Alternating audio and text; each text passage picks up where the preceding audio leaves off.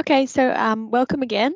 If I haven't met you before, I'm Emily. I'm the Program Manager for City Switch at the City of Sydney. And as you have done, if you want to drop your name and where you're from into the chat, that'd be great. And please just note this session is being recorded and will end up on our City Switch YouTube channel. I'd like to acknowledge the Gadigal of the Eora Nation, the original custodians of the local area that I'm on today, and I'd like to acknowledge their continued connection to country.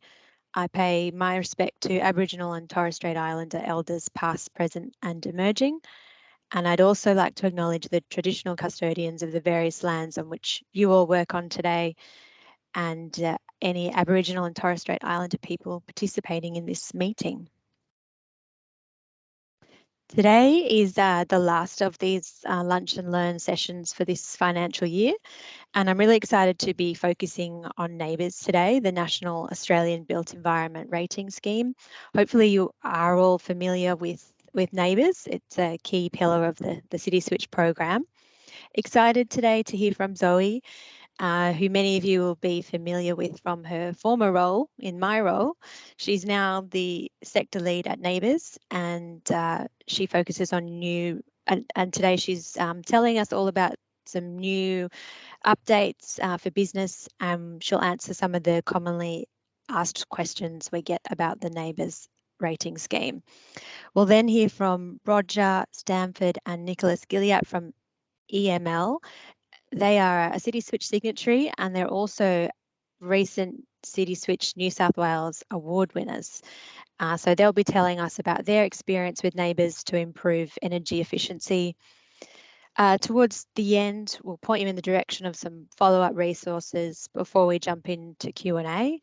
And just really want to emphasise lots of questions here. If you've been thinking about a NABERS rating for next year, or you have any questions about how to get started with the NABERS rating, whether that's energy waste or indoor environment quality, how much it costs, how long it takes, please drop your questions into the chat as we move through the presentations, and then we'll come to them at the end. In the final 10 minutes, I'd love to jump into breakout rooms, give you an opportunity to see and meet who else is on the session today, and just generally connect with other City Switch signatories. A super quick context on why we are focusing on NABERS today. We've always had a focus on energy efficiency at City Switch, but we know now it's more important than ever as we move through this energy transition, and we're seeing the pressure on the system and energy prices rise. So there's a really great financial incentive to ensure you're running your office efficiently. Some kind of quick numbers for you. In 2021, there was 331 total ratings across our City Switch network. And we also know through reporting that our City Switch signatories see improved performance over time. So their NABERS ratings are constantly and consistently improving, which is great. The final thing I mention is that City Switch membership does provide you with a 50% discount on your lodgement fee, and we'll be distributing those new vouchers for the new financial year in the coming week. So I'll pass on to Zoe now to give us some news and updates. As I mentioned, Zoe is the former City Switch coordinator and now sector lead at NABERS. She's responsible for engaging sectors on the growing range of building efficiency rating tools in the NABERS team of the New South Wales Office of Energy and Climate Change. So what I will do is just quickly unshare my screen, and Zoe will share her screen and get started. Awesome. Thank you very much, Emily. And I am absolutely delighted to be greeting City Switch signatories again. Thank you for having me in the room. So as Emily said, that's me. We don't need additional introductions. I'm joining Emily's acknowledgement of country, and it's great to see everyone putting where they're coming from today. So as we've gone through, I hope everyone on the call knows what a NABERS rating is, but I'm going to give a bit of a sort of proper background of it. So it is essentially it's an accredited rating, as it says in the title. But what it does is give us a language to talk about sustainability. So it gives us that star rating that's really easy to understand, tells us kind of where we are in comparison to other buildings. It's very easy to understand. 6 stars out of 6 stars is market leading. 1 star means that we're at the start. We've got some nice low-hanging fruit to make improvements. So that language, translating it into a star rating, that's really helpful when you're representing building performance or tenancy performance to people who are not familiar with sustainability, not familiar with what kilowatt hours mean, puts it into a really easy to understand language. What a NABERS rating does is, and the kind of market differentiators, is that it is a robust measurement. It's only looking at measured parts of your performance. So it's not talking about targets or anything else. It's looking at your metered energy consumption. It's reasonably inexpensive. So compared to other kind of building measurements in other parts of the world, it's reasonably affordable. And it is a direct benchmark. So what it's doing when you're getting a 4-star or a 6-star rating is saying, compared to sites like yours with the same kind of services on site, the same number of people using them, and if you're building like a hotel, the same number of pools and the same number of kitchens or dining rooms or conference spaces. It says, compared to other buildings like you, this is where you sit. So it takes all of those measurements into consideration. You can get a NABERS rating for energy, water, waste, indoor environment, and you can use the NABERS as a pathway to get your carbon neutral certification. We cover, as Emily said, a growing number of sectors. So these are the building types that we rate at the moment. And as you can see from the little icons on there, not all rating measurements are available for all building types. We are working on that expansion over time. And for office tenancies, we don't have a water rating, for example, and we currently don't have a certified waste rating, but we do energy and we do indoor environment quality. So but we are working on expansion, world domination for NABERS. And we have, for example, warehouses and cold stores rolling out towards the end of this year, which is really exciting, and others coming down the pathway. And if you're interested in, hey, can you rate this other type of building that's in my general portfolio or other parts of my business, feel free to get in touch and see what's on our expansion list. So office, we've been around for a long time doing office ratings. It's actually over 22 years now. And just over 80% of Australian offices participate in NABERS every year. And when we say offices, we mean office buildings. So for base buildings, we do have compulsory, compulsory ratings, mandatory ratings through the CBD legislation. So we've got really great data. We've got really great participation for base building ratings. And that's that NABERS rating that you'll see on the front of your building when you walk in. And that is different from the measurement for the individual tenancies in the building. So great, we're doing really well in offices. We're also doing really well in shopping centres where there is no mandatory disclosure. So that's where the model of measure and manage has really demonstrated to owners of shopping centres who have no legislative requirement to do rating. That's, as soon as we released that tool, there was lots of excitement about it, and we're getting really good participation in the shopping centre ratings as well. Why are people rating? As Emily mentioned at the beginning, measure and manage, it helps people reduce their energy consumption. It helps them know what their performance is and work towards improving it, demonstrate that that improvement has happened. So for offices, we've got this amazing trajectory and really amazing results. So that obviously we've had that tool in the market for a long time, but as people do subsequent ratings, they're demonstrating the changes that they've made. And we're seeing that, to go back to the shopping centres, that where, even though that's a voluntary tool, we've seen the same trajectory, and actually a steeper trajectory for shopping centres. And part of that is, yeah, the owners of shopping centres can copy the homework of building owners from the office sector, which is really what we all want to do. And that's the power of NABERS ratings, the power of programs like CitySwitch. Copy the homework, see what other sectors have done, and do the same in your site.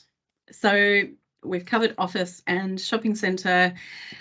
What does that mean for tenancy ratings? How does it apply for you guys? It's really the same argument. It's a robust measurement. It's reasonably inexpensive. And when you get a 4 or 6 star rating or a 2-star rating, you're being compared to other offices of the same size in the same climate conditions and the same kind of services on site. What do you use it for? Comparison. Other offices like us are doing better, or we're doing better than others. It's that measure and management. It helps us set targets, look at things that we can improve over time. If you're sitting on the same NABERS rating multiple years and it hasn't improved and you're not doing much, you can really point to that to say, we should be nudging that along. We do want to improve. A lot of people do use a NABERS rating in that investment space, looking at setting targets, demonstrating sustainability credentials, and that helps you get recognition for your work as well. That's internally. You can use NABERS ratings to demonstrate that projects that have been done in the office have had a demonstrable improvement, but you can also use that in tenders and to talk to your customers and clients and your supply chain as well. And we do think that that is something that we hope that people use their NABERS rating to shout their achievements from the roof. What does a NABERS rating look like? You'll have seen this before. You do get that 5-star, 5.5 star certificate, and you can use that as as your glory. But the other part of the NABERS rating is the actual report that you get, which has your numbers quantified. It puts it into annual figures, gives you basically that benchmarkable. It's been measured by a professional. These are numbers that we can really stand behind. So that's where you can start to look at percentage of efficiency and look at your emissions over the year in total. And that's where really you can kind of use your NABERS rating really powerfully to come into this measure and manage. And we'll kind of touch on this in a little bit. Doing a NABERS rating every year, great best practice, and that may not be the thing that works for your business. You might want to measure, set a plan. That plan might take a couple of years, and at that point you re-measure to demonstrate the savings. If you have NABERS ratings built into your annual reporting, then you might want to build that into something that you're doing annually. How much does it cost? Really quick explanation. It's 2 parts of a NABERS rating cost. One part is the part that NABERS, the certifying body, charges, and the other part is your professional assessor fees. So the NABERS rating is conducted by an accredited assessor, and that cost is how long is a piece of string. It really depends on the size of your tenancy, the complications on your tenancy, and you can find an assessor using our search function on the NABERS website, and ask a couple for a quote. So that's the best way to do that. As Emily mentioned, there is a 50% discount. Essentially, NABERS offers 2 50% discounts to tenancies. For smaller tenancies under 1,000 square metres, we're already giving a 50% discount. And what this voucher does is give an addition at the same 50% discount to larger tenancies as well. So that does add up if you're looking at assessing multiple tenancies within your portfolio. To help, and apologies that this is a New South Wales only offer, but this is what I've got up my sleeve at the moment. We have an Energy Starters offer, so this is for first time ratings. If you have not done a NABERS rating before and you have an office in New South Wales, please get in contact because we do have funding to help people along with that. How this offer works is it's encouraging 2 consecutive ratings with a little bit of an action plan in between. Super easy to apply. The current round actually closes today, but don't worry, we've got a new round opening in a couple of weeks. We do have a water component for that as well, not applicable for tenancies specifically, but if you've got other building types in your portfolio, that, you know, whole building, you can get that water rating additional $1,000, and we do have a $500 regional booster, and that's for travel. So we're really encouraging New South Wales sites that have not been rated before to get rated and get on that measure and management pathway. So get in contact if this can help you with New South Wales sites, please. One of the questions that Emily mentioned have been coming up is that occupancy conversation. And we've had a lot of disruption with COVID. And I think that the interesting thing about this is that it kind of, you know, it points to our occupancy is going to change permanently now. What does that look like? What's the future of the office? Lots of discussions about that happening. But how does that occupancy impact your NABERS rating? We have done some study on this, and please go check out, and we'll make sure that this URL is distributed. We did do some research on this as NABERS ratings were coming through during that COVID impact time, especially when lots of offices had very little occupancy, sometimes for multiple months at a time. And what we found was it does have an impact, and massive impacts on water, massive impacts on waste. But in terms of energy, that impact was reasonably minimal. What that told us was that we didn't have to adjust the benchmark, so we have not changed the benchmark. And also that it gave us a lot of opportunities to sort of look at, well, okay, if we had less people in the building, what do we need to change to make sure that the building is responding to that? So I think that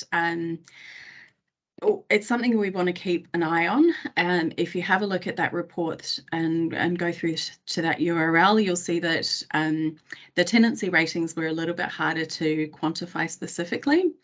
But what we did, I remember when COVID first happened and I was in CitySwitch, was what we saw were bills not changing, even if there had been nobody in the office over a 3-month period, and particularly in the Melbourne lockdowns.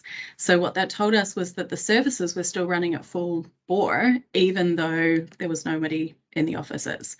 So it really shows that if we're going to have flexible work going forward, if we're going to have adjusted occupancy in the offices, that's really an opportunity to fine-tune your services, and HVAC is one of the big things that you can look at. CitySwitch has a resource called Expand the Band, and that's something that I really recommend having a look at that option, especially if you're looking at having days or times in your business where you've got lots of people working from home or working off-site.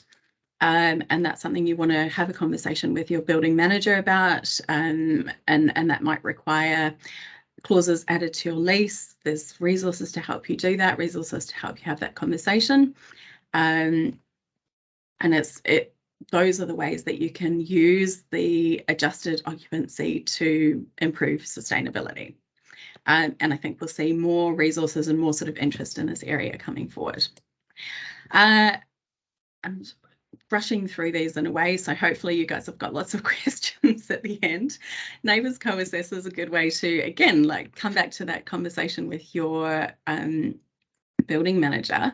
Co-Assess is a way of doing NABERS ratings where, while the assessor is on site doing the base building rating that is required for most big office buildings, that they can do an offer basically to do tenancy ratings at the same time. So it's saving a little bit of time and money because the assessor is already going to be on site.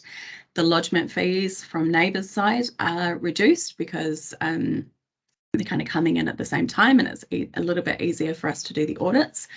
It also helps you start that conversation with your building manager. They might have resources that they can help you improve your energy efficiency. They might have suggestions for you. They might be keen to work with you on adjusting your HVAC settings or lighting settings, etc. So it's a really useful thing to start a conversation with your building management and your landlord, not just to sort of jump on at the same time, which is already a good benefit. So if you're keen to do co-assess, get in touch with your building manager. That's the best thing to do.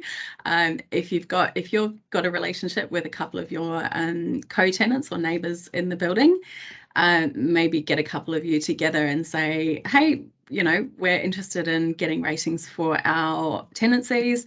That will help your conversation with your landlord as well. I've got a slide on the Sustainable Portfolio Index. If you haven't seen this before, this is essentially a ranking of NABERS ratings for landlords. We have floated the idea of having one for tenancies. If you've got a portfolio and you're interested in looking at kind of pooling the results of your NABERS ratings, or NABERS doing that for you, essentially, get in touch. I think that this has been a really powerful tool for the building owners and managers to see how they're comparing to their peers. Everyone loves a bit of healthy competition. And the other thing that I'll mention super quickly is the NABERS Waste platform. I said at the beginning, we don't have an accredited rating for tenancies. Waste for tenancies is really hard to do because generally you don't have data floor by floor. If you do, you're really lucky you're in a building who are taking waste extremely seriously. And if you can get data, you would be able to push it through the NABERS Waste platform. If you're interested in looking at what that looks like, get in touch.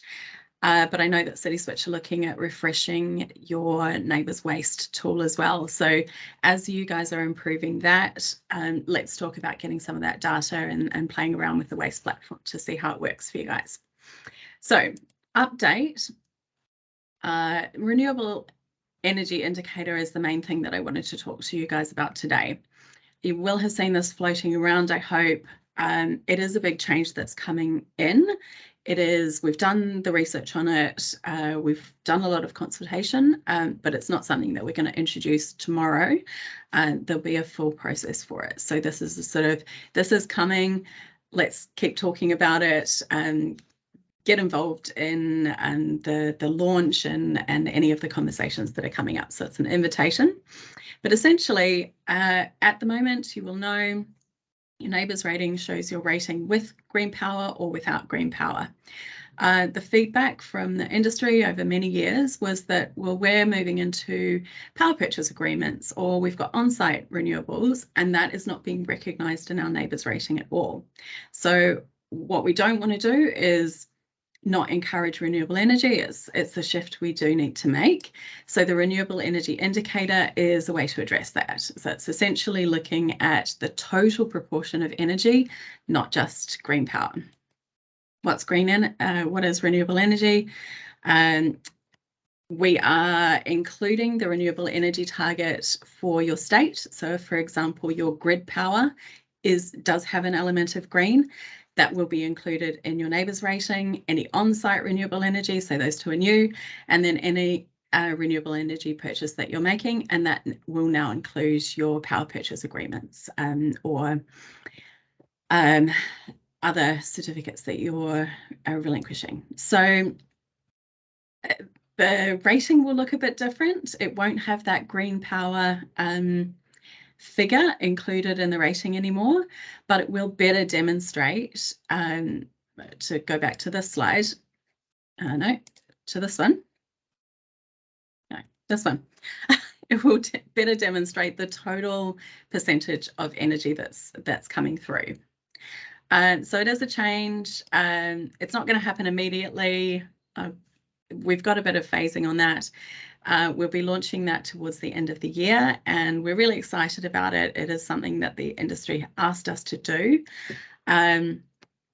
We'll kind of roll this out, as you'll see in this, there's phasings to come through. So that phasing, you'll hear more about it at the launch, so please attend when you get that invitation. We'll make sure that's distributed via the CitySwitch EDM or direct invite out to you guys. But it is, there's a sort of 2-year pathway for this change. So we're not going to suddenly rip the rug out of that old system, other than you'll see kind of once we launched, yeah, we'll be phasing it out in parts is what I want to emphasize with that. It's making sure that we're just encouraging more renewable energy procurement. So we are very excited about it, and we hope that you guys are as well. Gas and diesel, not so applicable to the tenancy space, but if you do have those sources, again, it's being recognised in the total. And find out more, there's more stuff coming, and hopefully you can all come along. That is the end of my slideshow. I know we're going into questions later, so please drop them in the chat and we'll come back to them in the Q&A. And back to you, Em. Thanks so much, Zoe. That was really amazing, just to get that basics on NABERS again and then hear those updates. So everyone have a think about your questions, because I've got some, and we'll come back to you after we hear from Roger. So just share my screen again over here. Then I go here. Okay. So we'll move on to Roger and Nicholas.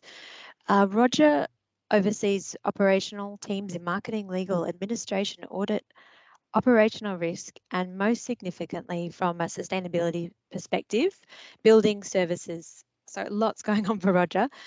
EML have 14 tenancies around the country, managed by the building services team.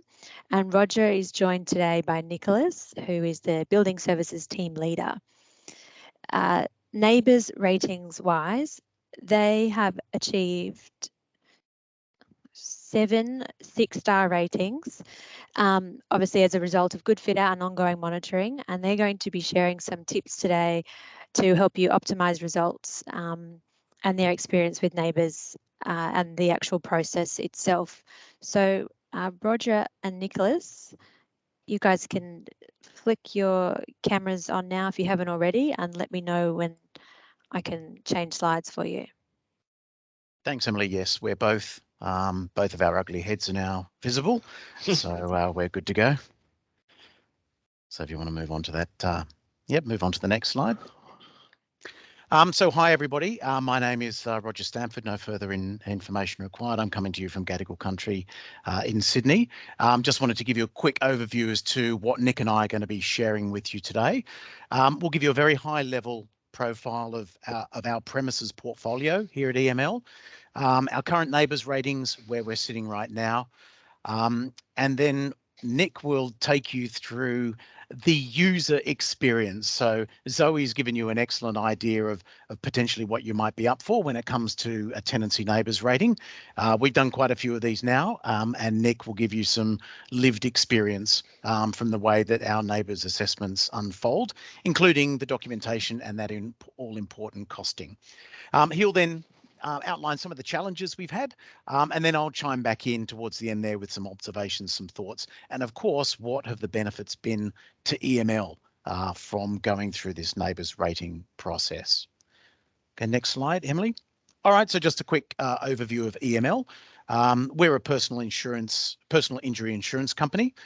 We've got around 3,500 staff in Australia, based around the country, predominantly in New South Wales, Victoria and South Australia, although we do have presence in Queensland and Western Australia as well.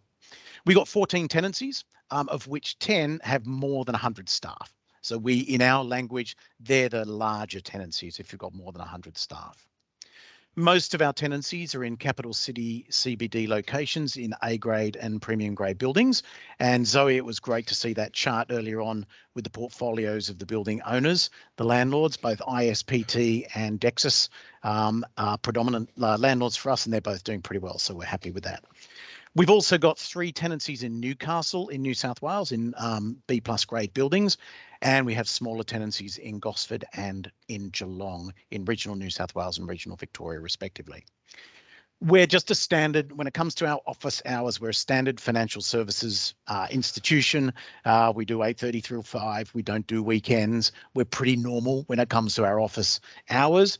And in terms of our office utilisation, as we're coming out of COVID, we're currently in a mandatory 2-day-a-week phase, although people can come in more often than that, which sees our overall tenancy occupancy around about the 40 to 50% mark on average across a week.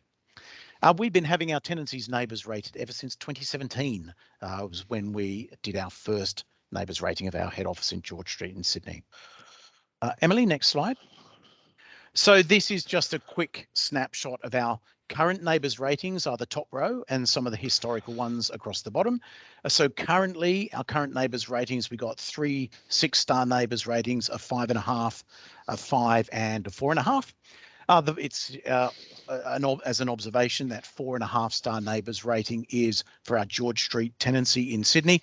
And the main contributor to that is the fact we've got our server room, which is the brain of the organisation, located in this tenancy, and both the server functionality and the air conditioning associated with that does give us a hit of about a star on our neighbours ratings.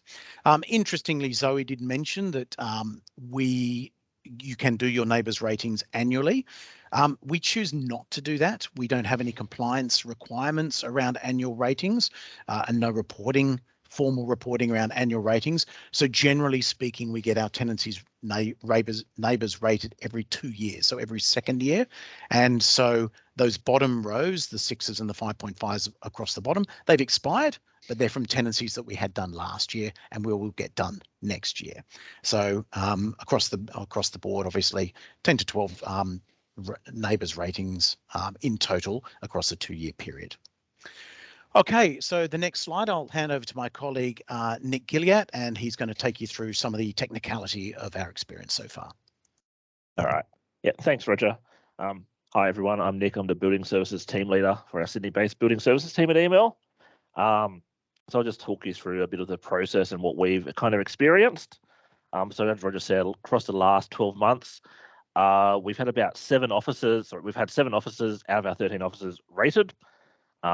Remainder of those offices were last rated in early 2021, so they have expired, as Roger said. On this occasion, we actually hit up Knight Frank to complete 5 of those. So Knight Frank manage a number of our tenancies across the country. We usually go to them. The other 2 were completed as part of a co-assess, which Zoe mentioned earlier. One of which, fortunately, was free of charge. So thanks to our George Street building management team there. And of course, for those sites that are over 1,000 square meters, we did apply our City Switch discount.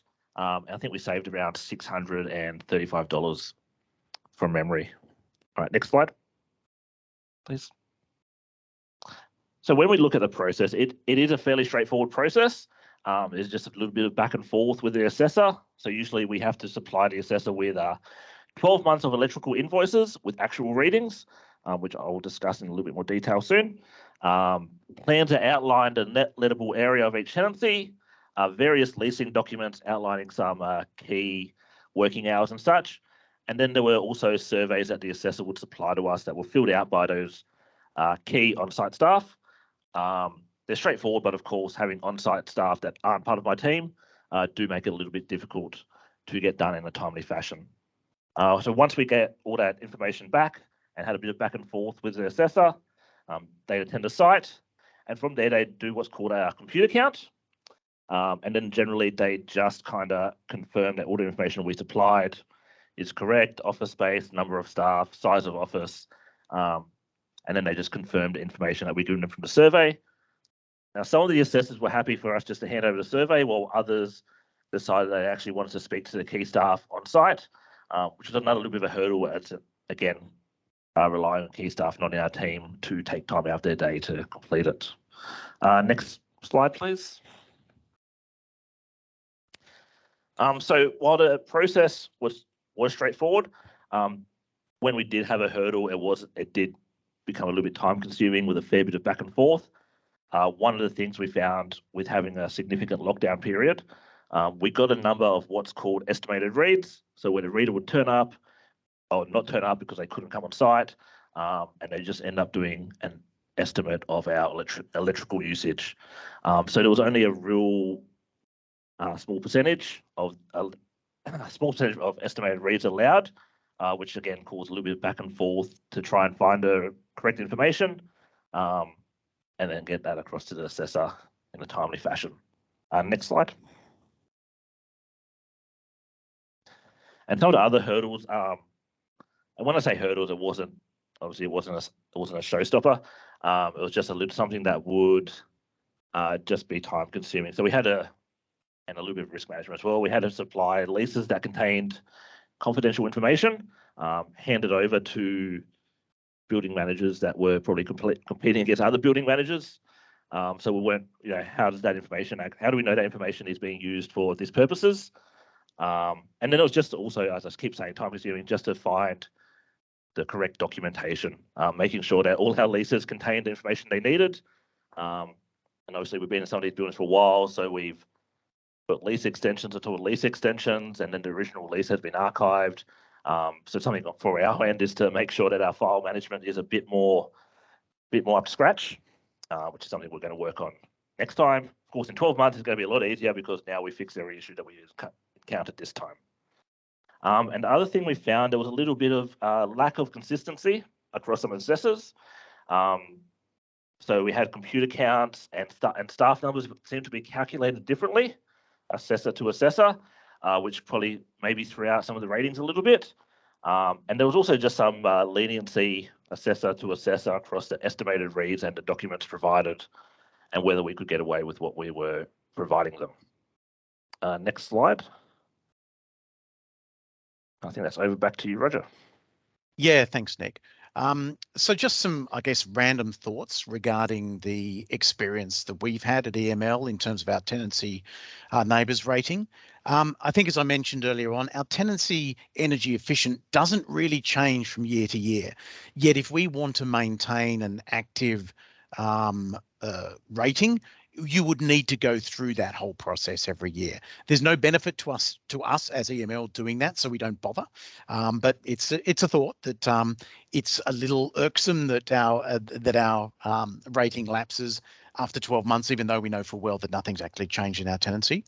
And while CitySwitch do provide the discount that Zoe alluded to there, we've written here that it can't be claimed on smaller sites. So we did observe that it's just built into the price on those smaller sites. So we won't split that here. And interestingly, just a thought is that some assessors can provide very detailed reporting alongside the basic audit. So we have had this done once or twice, and that's the visual that we've got on the right-hand side of the slide there, where along with just the neighbours rating, assessment and rating itself, some assessors are able to provide a huge range of information that sits alongside that.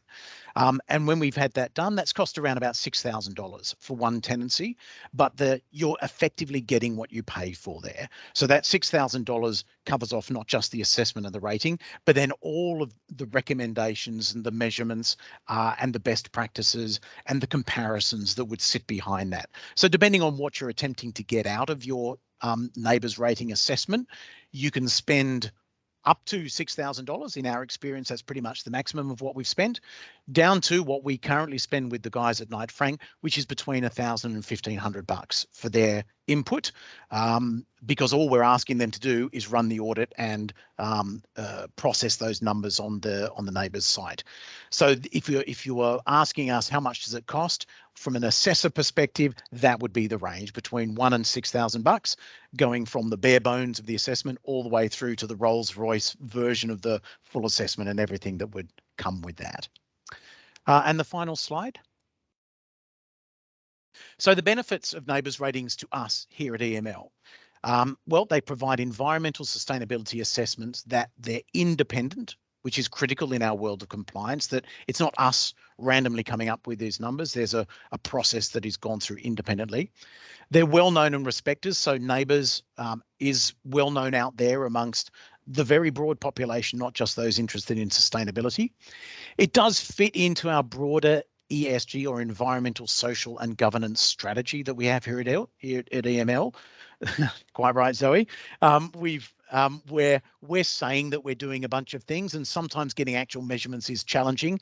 Neighbours enables that very specific measurement to show that we are adhering to what our ESG strategy is. It facilitates engagement with company leadership. I'd love to tell you that the executive of EML are all over sustainability and are passionate about it.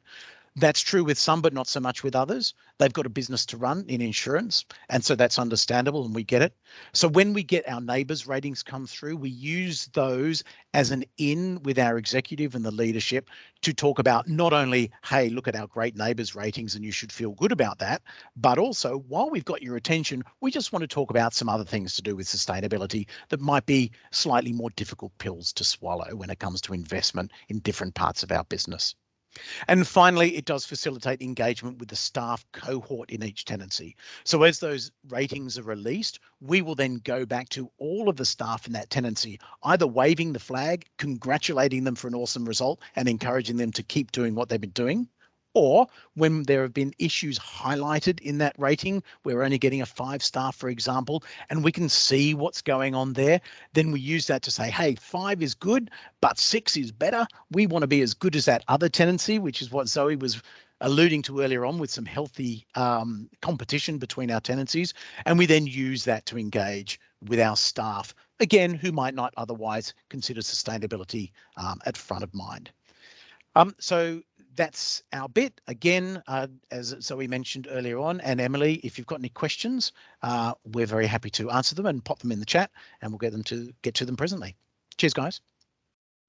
Thank you so much, Roger and Nick. That was amazing. Really, really great to hear your first-hand experience, see the savings and kind of understand that process from start to end. I'll very briefly just jump to my next slide, and I just wanted to briefly point to a couple of further resources and support on Neighbours. So there's a Neighbours indicative tool that you can use, and I've dropped the URL in there. But essentially, if you've got a couple of key details, square meters, how many hours the tenancy is occupied, number of computers, your annual energy data, you can get an indicative rating in about 5 minutes. So it's a pretty amazing tool to give you an idea of where your office is at. The other further support is the Neighbours Essential course, so neighbours/training, and that's just a couple of hours which will talk you through kind of the entire ratings system and all the various ratings that apply to tenancies as well. So I'd recommend you do that. That's free and online as well. Q&A. So I'll just jump back into the chat. I don't think we've had any questions come through the chat. Oh, you've got two, Ali. Would you like to read them out if you've got them handy?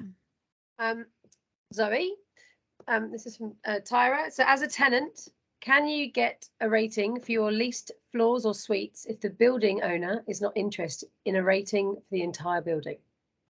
Yes. Short answer, yes. Yeah, absolutely. So just to clarify with that, when an office building, there's 3 different sort of jurisdictions that you can get ratings for. You can get a whole building, and that's generally when you're both the building owner and the tenant, or a solo tenant is most cases when you do a whole building rating. There's the base building rating, which that's the mandatory part. That's the landlord getting a rating for the common services that are supplied across the building. So the common areas, the HVAC that's supplied to all tenants, etc., etc. And then there's an independent tenancy rating. So when you're getting a co-assess rating, what that's doing is getting the base building rating and then as many individual tenancy ratings as tenants want. They're just done at the same time. So you can absolutely, as EML have done in the past, just go and get a rating just for your own tenancy, or you can work with your building management to get both the tenancy, your tenancy rating, other people on other floors tenancy ratings, just at the same time as the building. So it's, yeah, yes is the short answer. Absolutely. Thanks, Zoe. Yeah. We're going to go into breakout rooms in a minute, but as there's another question. Did you mention earlier that it is mandatory for a base building? Because we do not have a rating for our building? I think you're just clarifying about the size, aren't you, of the base building there? Yeah, well, that's an interesting question. And when I say they're mandatory, the legislation that comes under is the commercial building disclosure legislation, and it is mandatory for most office buildings, but it's at the point where they've got space within that building for sale or lease. For most base buildings, or for most large office buildings, that's most years, but there are exceptions for that as well. So if the building has recently gone through a major renovation, then there's a bit of a period after which they're exempt from getting the NABERS rating, because there's basically not enough data. And then there's some cases where the landlord might have a single tenant in there, they haven't had any change in that tenancy, and then again they may not come under that disclosure. So it's rare cases that you don't have a base building rating, but there are some, and particularly in the mid-tier, they're not swept under that legislation. We can probably send, I know that there's a link to that on your website, so for people on this chat we can send all those bit more information about that. And I guess we're going to go into breakout rooms, Emily, are we, in a minute? Is that the... Yeah, well, were there any further questions? If anybody wants to jump on with video and kind of voice their question, I can do that as well, or drop them in the chat. The plan at this point, I'm just seeing that question coming in from Emma. Oh, hi, Emma. Do you want me to read it out, Emma, or would you like to read it out? You read it out, Ellie. I'll read it out. Go for it, Ellie. Okay, so looking into the future, i.e. in the next 3 to 5 years, we'd like to occupy a building that has capacity to meet longer term emission reduction targets in line with climate science. Would the NABERS energy-based building rating be a good guide for that? Yes, absolutely. That gives you a good indication of the current base building performance of that building. It doesn't cover the performance of specific floors. So one thing that's really useful to do, yeah, all good, Emma. Ali will be the voice for question and answer asking. And to go back to that CBD legislation, part of what is kind of bound up in that is the disclosure of the floor lighting power density. There's a better acronym for that, but that will give you an indication of how the current performance of that floor is. So there's a little bit more to dig into, because the base building might be, you know, those services might have been all upgraded, the base building's running really well, but the floor that you're moving into might have really old light fittings, and that's something that you'd want to look at if you're renting that space. But yes, if you're going to a landlord that's got great base building ratings across their whole portfolio, they're reporting on a whole bunch of other sustainability stuff, those are things that are good indications of a great landlord. And like Roger mentioned before, go to our sustainability portfolio index, because then you'll see how your potential landlord is comparing and competing against others in that cohort. I'd also be looking at things like, what are their renewable energy targets? What are they doing for their own operations, and are they partnering with their existing tenants, or are they starting to offer things like PPAs or embedded networks, or helping their tenants improve their tenancy performance? So those are all things that you want to kind of look at a range of stuff, not just how they're running the base building, but it's a great indication. You can also look at their GRESB results and really ask them when you're starting those conversations, or ask if you're going through a broker to look for your tenancy, ask them for high performance buildings and buildings that are looking at that future proofing and looking at the resilience conversation as well.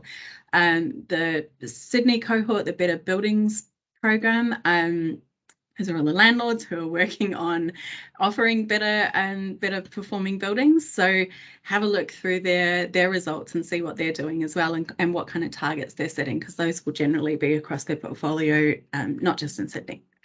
But yeah, I think the important thing is that the landlords need to know that the tenants want this stuff and they want both better performing tenancies, but also all of those additional services. What are they doing about waste performance? What additional assistance are they offering their tenants? That relationship's really important. But yeah, we need to be vocal as tenants of what we want to see in the market. And look, City Switch is a great avenue for that. I think the fact that it's a group of leaders being vocal about what they want as tenants. So use your collective power in that and make sure that the landlords are hearing it. Thank you so much, Zoe. So we've only got a few minutes left. Maybe we'll just kind of stay in this space and use it to ask a few questions. I've had one coming up from signatories that I speak to, and maybe it's a good question for you, Roger. So when you first got started with Neighbours in 2017, how did you decide when to kick it off? Was it after an upgrade and therefore you wanted to check where you were at? Was it a certain time of the year because it works with budgets, or how do you kind of choose when to get going? Look, there's probably no right answer to that question, but definitely our motivation was to set a benchmark because we had in mind that there was going to be some improvements that we were going to be making to our tenancy operationally and just in terms of layout and fit out. So not necessarily just looking through that sustainability lens, but we absolutely wanted to understand where are we now. And for me, that was important because I could then take that benchmark, make the changes that we were looking at making within the tenancy, re-rate ourselves after that. So we had a really clear before and after shot, not just in terms of what our electricity bills were saying, because in some cases it wasn't directly comparable, but in terms of what the neighbours rating was telling us, which are directly comparable. And for me, that then gave me firstly the encouragement that we were heading in the right direction, but secondly, I was able to take that, turn it in, and you saw on one of the slides that we had here, what from a dollar perspective, what that step up in neighbours ratings represented in terms of financials. And I was then able to take that to the leadership of the organisation and say, hey guys, we've done this in the last 12 months in this particular tenancy, and this is the benefit that we've got. My proposal is that we now start doing that in other tenancies around the country. And it just made that conversation way easier because I wasn't just pitching it at an environmental sustainability level, which works for some, but for others it was a case like, so we're investing X thousand on terms of those improvements you're talking about, what's our return on that investment? And I had the objective data that was able to answer that question. So yeah, it was, for me, it was very much a case of before we start a project, let's see where we are now so we can then make the most of any benefits that we gain. Yeah, really good to hear that kind of thought process and then how that assisted you to get the buy-in at that exec level as well. I wondered if people on the session today could drop into the chat and let us know if you are thinking about getting a neighbours rating, if there's any further support that City Switch could provide, or any future sessions we can hold to kind of help you through this process. That'd be really great to hear from you. Are there any further questions before we wrap up today? I've got a question for Roger, if that's all right. Yeah, go for it. When you guys you're talking about that really detailed kind of action plan that you received with the more detailed rating that you had, and I'm assuming you did that quite at the start. And I love that approach because I think that that's the stuff that you really get gold out of. You're having a sustainability professional come on site, walk around your tenancy. They know what they're doing in the sector. They can give you a bunch of advice. I was wondering if you would be willing to share some of the advice that you had in that, and did you kind of do everything that they suggested in that report that they gave you? Did you do the low-hanging fruit? How did that process go? So you're asking me to dig into my memory from 5 years ago, which was when the last, no, that's fine, which was the last time. So I think for me, the value that we got out of that particular rating, which was one of the first that we did, which kind of set that benchmark that I was just describing, that it gave us all the financial data because it talked about 3 stars is average, 6 stars is up here. I think on that particular rating, we only ended up with 4.5 or 5. But even that was able to, the assessor was able to quantify what the dollar difference was. But absolutely, in terms of recommendations to the call to arms, as it were, the things that we could do, lighting on motion sensor was top of the list. All supplementary AC on timing switches was top of the list. And when I think about just and setting thermostats in server rooms was the third one from memory. So just those 3 things combined saw us adding at least 1 star in our next neighbours rating by reducing the amount of electricity we did. So whenever we do a new fit out now, and I guess to your point, Zoe, about copying the homework, what we've done is we got the homework done by that initial assessment that cost us $6,000, and we've now copied that homework across all of our other tenancies as we've done it. So now Copying your own homework. I know, right? Yeah. So our standard EML fit out now has 24/7 motion control sensors for lighting. It has 2-hour timers on supplementary AC in meeting rooms, and all of the server rooms are set to the same temperature as the open plan office area. So we're not trying to keep the servers in a fridge, because most servers nowadays don't need to be in a fridge. And our experience has shown that 1 degree increase in the server room thermostat saves 10% on the electricity that goes into that server room. So it's such an easy thing to do, and it took a little convincing of our IT guys, because they're under the pump to make sure the organisation doesn't fall over. So we didn't do it all at once, but incrementally we revisited, added another degree a few months later, everything going fine. Yep, it's good. Let's add another degree. So it's about, it's not revolution, it's evolution from our perspective. But that's the benefit that the practical benefit that we got out of that initial rating.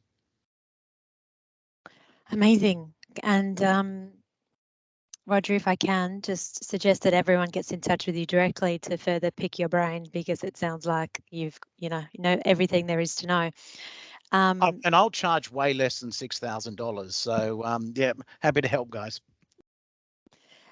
We've just got a couple of minutes. I have a super quick question, hopefully, and maybe Nicholas, you could answer. I wanted to understand exactly how long from, say, getting your quote from the assessor to that final rating it takes, so people can plan, however many months ahead to say, we'll put this time aside. Yeah, look, from getting the quote up into when we got assessment, probably a couple of months. It probably could have been done faster if I was on top of it a bit more. But generally, it was, I think, once you've done it once, the next time's going to be faster. We fix up all those issues. We won't have as many estimated reads. So I think a month and a half should see it done next year, I reckon. Yep. Okay. Amazing. Good to know. So I'll flick on now to my final slide, which is really to ask you all to complete a quick survey, but also to remind you that that neighbours voucher is coming. So it's ready to go for the new financial year, which starts tomorrow. And then obviously, as Nicholas has just told us, you've got a couple of months, well, you've got maybe a month or so through that neighbours process. So if you're thinking about planning for a neighbours rating in the next year, you're kind of all set up. Our next Lunch and Learn is likely to be in a few months. So this is our last Lunch and Learn for this kind of series. We'll be moving to quarterly online Lunch and Learns, and they'll begin to align with our new net zero pathway model, and further details are coming soon on that one. So if you wouldn't mind just spending a minute or two completing a short survey, letting us know what you found most useful today and how we can improve for those future sessions, that would be absolutely amazing. I would like to thank Zoe and Roger and Nicholas and Ali for their presentations and support today. It's been a really great session, and thank you all for coming. Cheers, Emily. See you later. Thank you. Thanks, guys. Bye.